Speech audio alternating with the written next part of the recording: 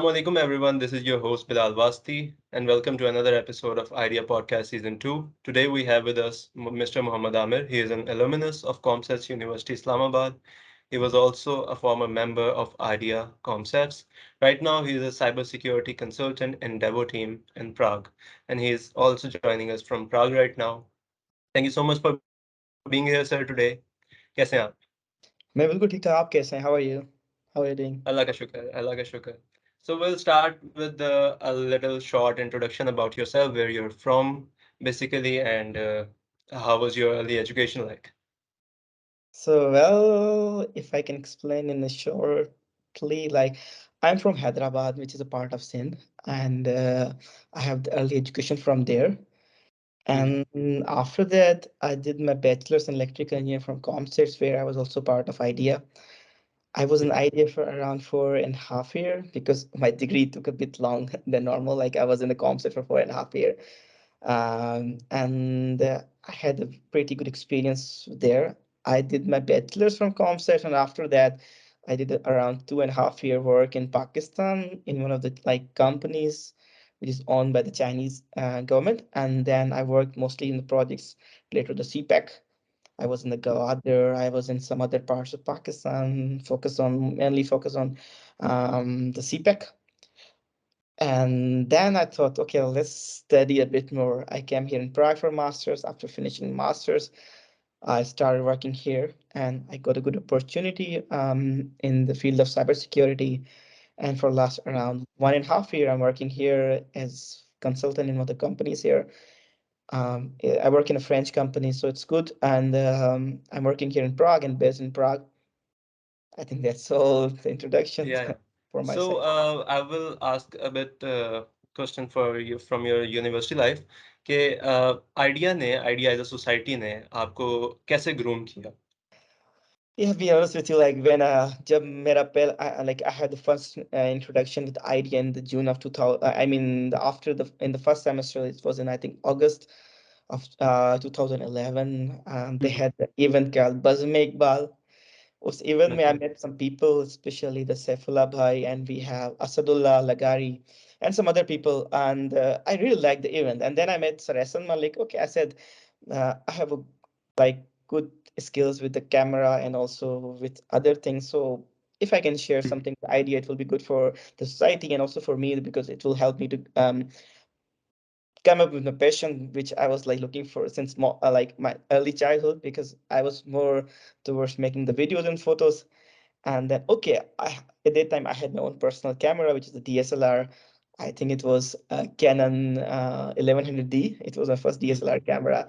And okay, I started taking photos for Idea, and it was the first experience with the Idea. Then after that, I became, you can say that one of the active member of Idea, and I spent around 4.5 years with it. We had the different presidents. The first president was Rana Usman, and then we had the Soeb Raza, also Sheikh Abdul Qadir. Like these are the three presidents of my time. And overall, like I usually like I covered almost all the events. Like when either it's a student week or the normal events, whatever it was, like I was behind the lens, taking some photos, making some videos, and it was a really good experience. It gives me the skills like time management, how you manage the time. Then you have the skills like people management, and especially with the budget when you have a really like small budget and you have to manage everything. And it was really good. Like you have the people around you with the different cultures, different backgrounds, and together you are collaborating with the professors. Then you have some scholars, you have some scientists who are visiting the university. Like it polished my skills when it comes to leaderships. But every time I was on the back of the camera, I never came in front of. That's why you will not find anything like my photo or anything on the idea page, because I was always on the back of the camera, and it was a really good experience dealing with idea. Yes, especially Okay, the, so yeah. yeah, yes, So he like you had degree in electrical engineering. yeah. I did my bachelor's in electrical engineering. All right. So what was your um, uh, How did it go after the graduation? Yeah, I'll be honest with you, like it was a bit tough for me because you don't have the jobs related to the electrical engineering back in the country. So what I did, okay, well, my family wants me to do the CSS. They send me Mhm. Lahore. Okay, okay, you have the friends there because my brother was a doctor. He was working in the King Edwards, and he said, "Okay, come to Lahore. I will help you to find a good path in CSS." But I was not in favor of CSS because when it comes to the government things, like they don't like. It's a bit complicated for me. Like you have the really good technical education and you want to switch somewhere and you're going for some administration work, like you are wasting your 4.5 years which you studied in the university. Okay, I said I will not continue with it because I was specialized with telecommunication. So I said, okay, let's take something else. So I joined one center in Lahore where I did my CCNA, CCNP, and then I ultimately passed my CCI written.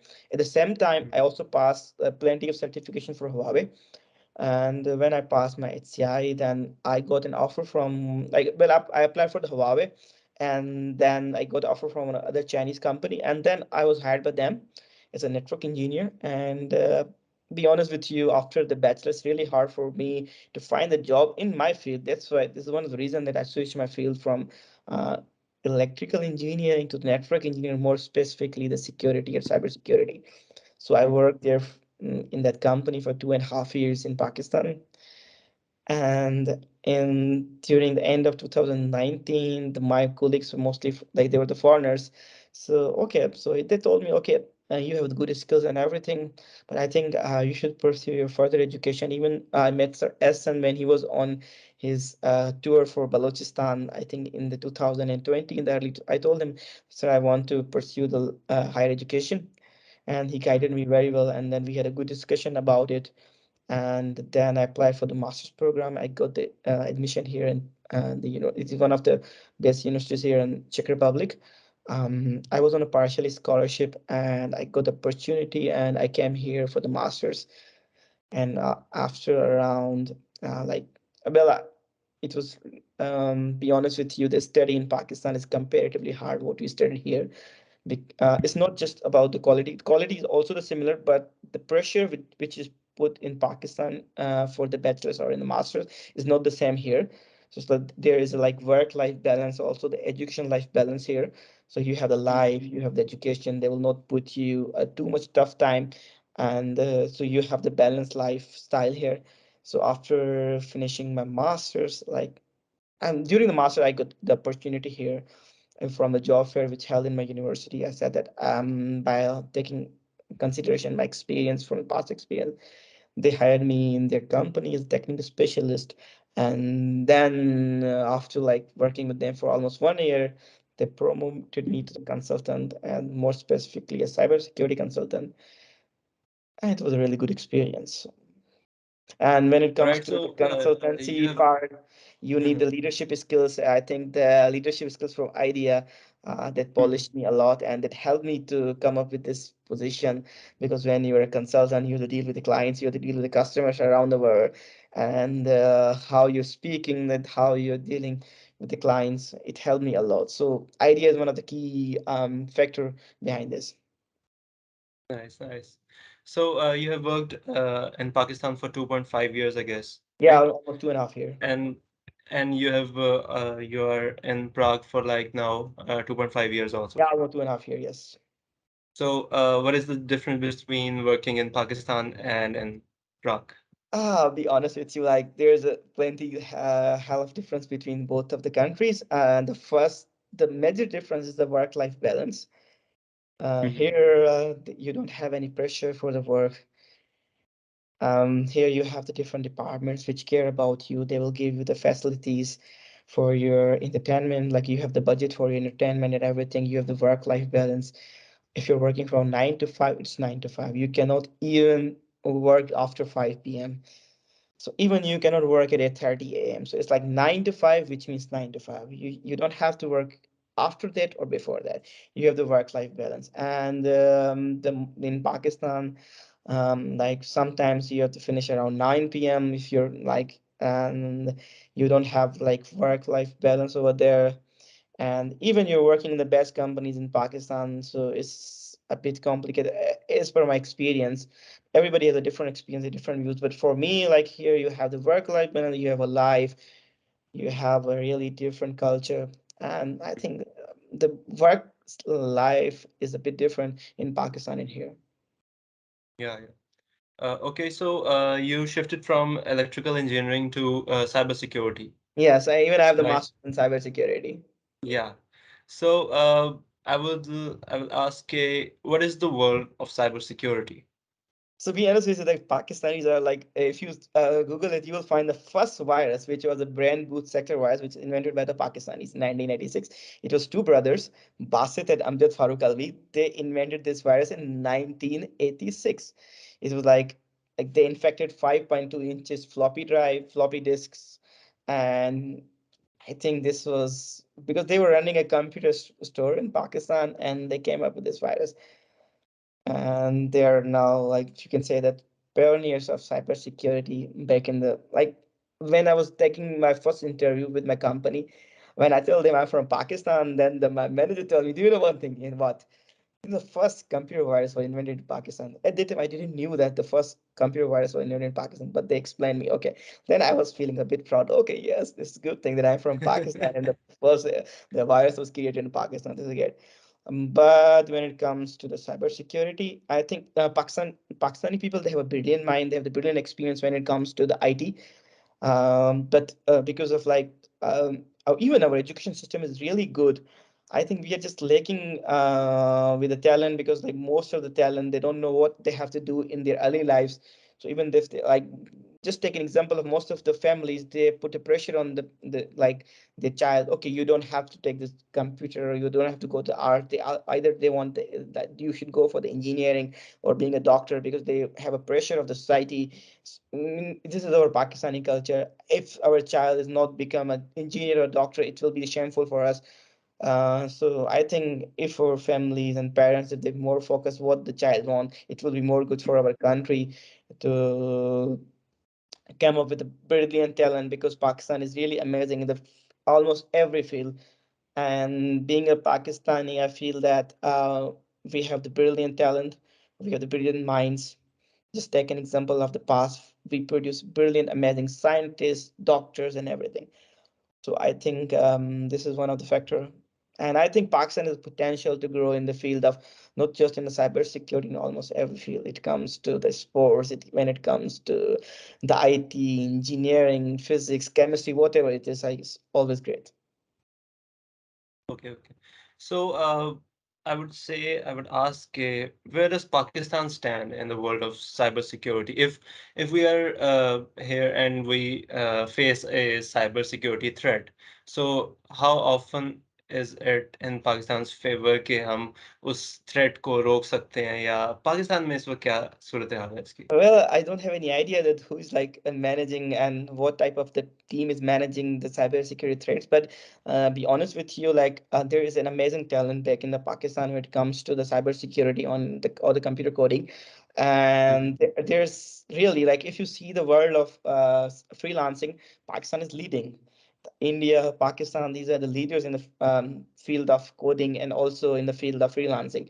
So, which means there is a talent in Pakistan. So, I'm not sure that, because I spend a plenty much of time in Pakistan, but currently not involved in the field in Pakistan. But I think there's a plenty lot of talent in Pakistan, which is like potential, and which has a potential to replicate and also resist the viruses, attacks, and everything. But I don't have any idea about industry how it is working over there. Alright. तो अच्छा एक और बात है कि लोग अब कहते हैं कि the next war will be not fought on the ground ठीक है it will be a cyber war ठीक है what are your thoughts on cyber war मतलब वर्स्ट केस सिनेरियो में क्या हो सकता है जस्ट आप सोचो, ठीक है, अभी आप वर्ल्ड की टॉप कंपनीज उठा लो, कौन सी हैं? अल्फाबेट, amazon, हम्म गूगल। हम्म गूगल एक ऑलरेडी अल्फाबेट की एंटिटी, माइक्रोसॉफ्ट, वो क्या है? सारी डेटा डेटा एंटिटीज हैं, डेटा ड्रिवन कंपनीज हैं। उनका सारा काम कहाँ पे चल रहा है? कंप्यूटर्स पे, सर्वर्स पे, इंटरनेट पे, क्लाउड पे। तो उनका सारा बिजनेस उन पे चल रहा है। आप कोई भी, इवन के अभी आप Elon Musk, he is like one of the richest person in the world. He's also owning Tesla, which is again AI based company which is producing the cars. Then he has a SpaceX. Again, उनका पूरा जो data है वो cloud based है, वो सारी जो उनकी एंटिटीज हैं, they are run through some internet or the network. और जब वो हैक हो जाए तो आप समझ सकते हैं कि everything is completely stopped. Just let me tell you one of example. Like few months ago, there was attack on one of the India's airline. 5 से 6 घंटे के लिए उनका क्या कहते हैं कि पूरा का पूरा सिस्टम डाउन रहा। कितने बोर्डिंग पास निकालने, क्या कुछ करना है, it was completely down.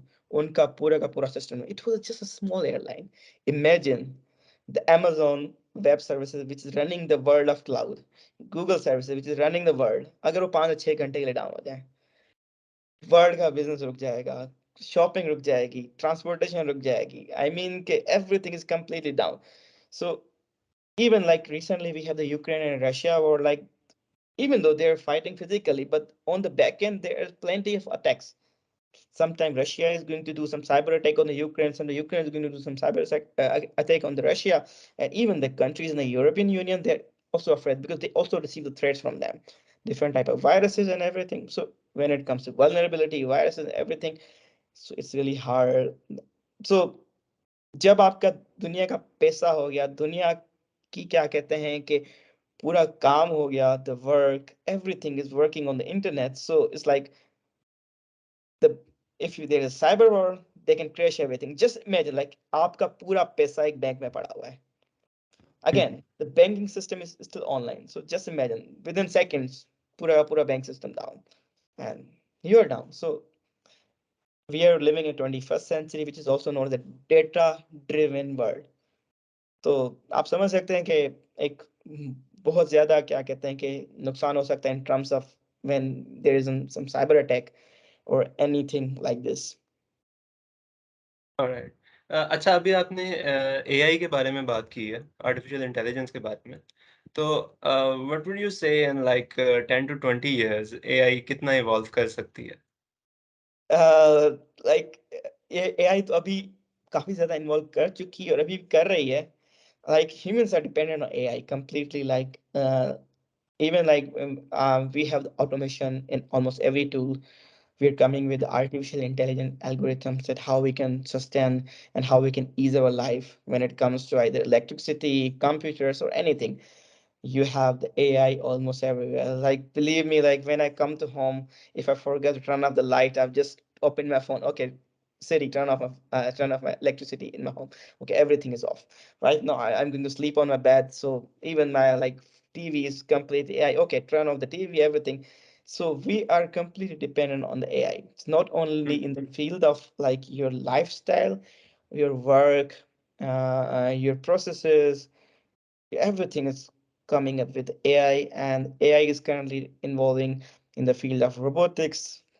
Sarasan is also working on the robotics, so he Yeah, is like, and you're also like from the Comsats, so you know the how the Comsats evolving the robotics and everything. Imagine like 10 years ago when I was studying there, we don't have any concept. We had the concept about the AI, but we were not that much mature that how to efficiently use artificial intelligence in the real life. But now if you see the most of the final year projects and their diploma thesis, they are written on the artificial intelligence, which means there is a very good potential in the field of artificial intelligence. And when it comes to artificial intelligence, it's also you have to work with the security, because you have to secure your assets, you have to secure your entities, you have security processes, so that the third party or other like entity, they should not involve, and you have the secure AI mechanism. So I think it's really, in my experience, it's like it's good. And for everything, we have the pros and cons. At the same time, we have the pros and cons for the artificial intelligence. so what would you suggest are the cons of artificial Like intelligence? I cannot suggest anything. Like it's really complicated to speak about the cons and benefits. There are plenty of benefits. At the same time, you have plenty of cons also. So you cannot like figure out what will happen in the future. It depends, like it depends on the how we are going to develop the AI in the favor of the humanity, or AI in the like exactly. So what happened in the, if you see the past, the guns and everything. Initially, they said these are in the favor of humanity. Okay. Then we saw that they used to kill the humanity, and then we saw plenty of wars. We have like plenty of humans are killed, and the bombs, initially they said, okay, we will use atomic power just for protection. Then these were used against the humans. So history is really you cannot predict anything what will be happen in the future with AI. Maybe it can like AI in the future they can create something and they can like fight against the human race. So we don't know what will happen in the future. But for everything there is some pros and cons. So we cannot predict what is going to be happen in the future. All right. So, as you said, you have dealings with foreign clients and all. So, what is the image of Pakistan out there? So well, like currently I'm not representing Pakistan over here, so I don't know that what. But be honest with you, like when I used to travel, so when I you have the green passport, so it's like be Hmm. honest, it's a bit complicated because like sometimes the reaction of the people are a bit weird because the image of Pakistan is not good across the world. But I think it's it's like not everybody is like bad, so it's like 50-50. You have the good image, you also have the bad image. I cannot say there is a too much bad image for Pakistan around the world, but it's 50-50. क्या But अच्छा, तो आप ये कह सकते हैं कि पाकिस्तान का इतना इमेज खराब नहीं है बाहर जितना मीडिया पोर्ट्रे करता है। exactly. This is what I'm saying. Like whenever like you see, जब भी मैं अपना TV on करता हूँ, let's see something on Pakistan. It's always the media is providing some negative news. Pakistan, Karachi में ये हो रहा है, यहाँ पे ये हो रहा है, यहाँ पे ये हो रहा है, यहाँ पे हो रहा है. That's why I stopped watching the Pakistan news because every time it gives you something. Always they like portray a negative thing. When it comes to positive, they always like okay, the positive news is only for like 1 or 2%. When it comes to negativity, they give you everything negativity. Pakistan is doing this. They will never go with the positive news. So this is one of the reason that Pakistan is the bad image because the media is portraying your country. If you give a good image of your country, क्या आपको लगता है कि US is safe? No. I've been to the Western countries like even like you can see that these are even not safe at the night. So it's like no, this city is really safe. Be honest with you, where I'm living is one of the safest city in the Europe. But when you travel in the Right. West, so you will find some capital of the country which is not even safe during walking tonight. I was in one of the capital of the country. I will not tell the name. I was leaving my hotel around 3 a.m. because I had to take the flight at 6 a.m. So the hotel receptionist told me, like I said, I just had to walk for 300 meters. Okay, she told me Hmm. like you have to take care because like at the night it's really like bit dangerous. You are living in Europe, so we just portrayed our image wrongly outside the world. This is one of the reason that Pakistan is like that उसका image थोड़ा सा खराब है, लेकिन it's not just Pakistan, like it's everywhere. But our media is, I think, portraying a bit more Bad what image for it us. should be. Mhm.